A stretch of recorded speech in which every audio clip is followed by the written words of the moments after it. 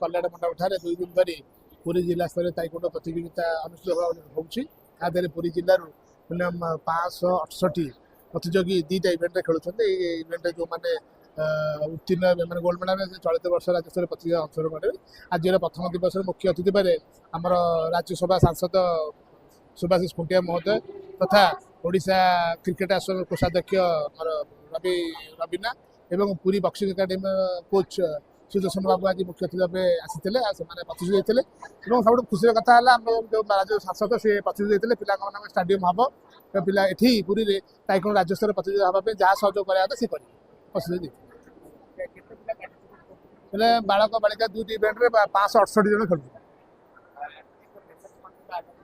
आगामी दिन में मुझे गणमाध्यम माध्यम सरकार अनुरोध करी खेल विभाग अनुरोध करी पूरे गोटे बड़ स्टाडियम जो जातीय स्तरीय राज्य स्तरीय प्रतियोगिता अनुष्ठित हो। जय जगन्नाथ। आज स्कूल ऑफ ताइकोंडो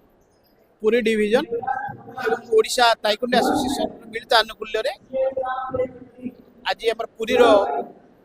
कल्याण मंडप ठारे मोचीसाई छकटारे गोटे विराट आयोजन करा जो 500 रु अधिक पुओ झील अंशग्रहण कर जानी गोटे ओलंपिक एसोसिएशन ऑफिस ब्यूरो हिसाब से मोर जी ज्ञान अच्छे ए प्रकार मुझे ये अनुष्ठान को प्रत्येक वर्ष आसे कहीं ये गोटे अनुष्ठान ये प्रत्येक वर्ष आप जेकोसी मैच देखिए जेकोसी इवेंट्स देखिए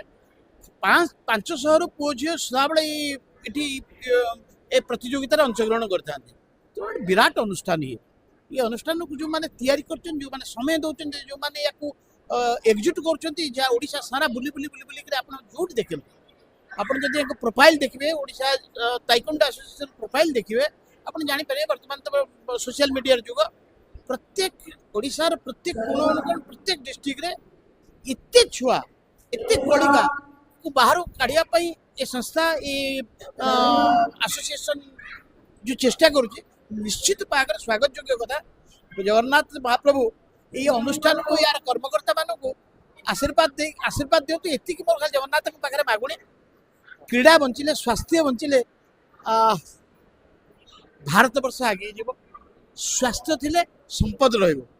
तेणु ए संपद रूपी स्वास्थ्य को आउ टिके आगु को नबा पई आउ तेणु मैं प्रार्थना करे ए अनुष्ठान निश्चित भाव में शुभकामना करुच्ची एवं उन्नति कामना करुच्ची। जय जगन्नाथ।